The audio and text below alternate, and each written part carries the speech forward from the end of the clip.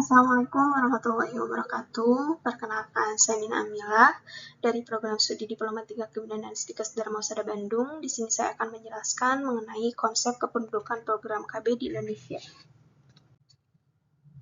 Nah, sebelumnya, untuk yang pertama itu siapa sih penduduk itu? Nah, untuk penduduk atau warga suatu negara atau daerah ini bisa didefinisikan menjadi dua gitu. Yang pertama itu orang yang tinggal di daerah tersebut dan bisa juga orang yang secara hukum berhak tinggal di daerah tersebut. Nah, dengan kata lain orang yang mempunyai surat resmi gitu untuk tinggal di tempat tersebut. Nah, di sini ada dinamika kependudukan. Dinamika kependudukan adalah suatu perubahan atau bahkan pertumbuhan jumlah penduduk dari waktu ke waktu.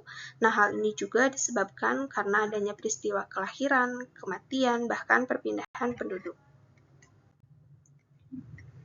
Nah, kemudian ada faktor-faktor yang mempengaruhi pertumbuhan penduduk. Ini diakibatkan oleh 4 komponen, yaitu ada kelahiran atau fertilitas, kemudian kematian atau mortalitas, kemudian ada migrasi masuk, dan ada juga migrasi keluar. Untuk yang pertama itu tentang kelahiran ya, faktor yang mempengaruhi pertumbuhan. Yang pertama itu ada kelahiran, kemudian tinggi daerahnya, tinggi rendahnya tingkat kelahiran dalam suatu kelompok penduduk ini tergantung pada struktur umur, penggunaan alat kontrasepsi, pengangguran, tingkat pendidikan, kemudian status pekerjaan wanita, serta pembangunan ekonomi. Kemudian ada juga kematian ataupun mortalitas. Kematian adalah ukuran jumlah kematian umumnya karena akibat yang spesifik pada suatu populasi.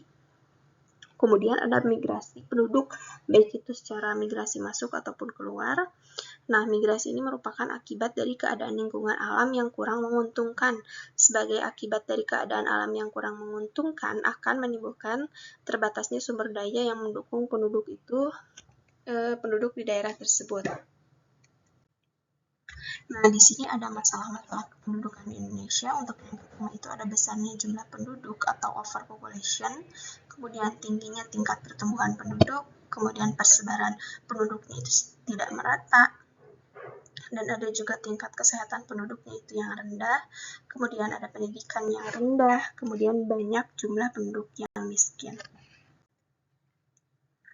Nah, mungkin untuk penjelasan di video kali ini dicukupkan sekian. Mohon maaf bila ada salah kata. Wassalamualaikum warahmatullahi wabarakatuh.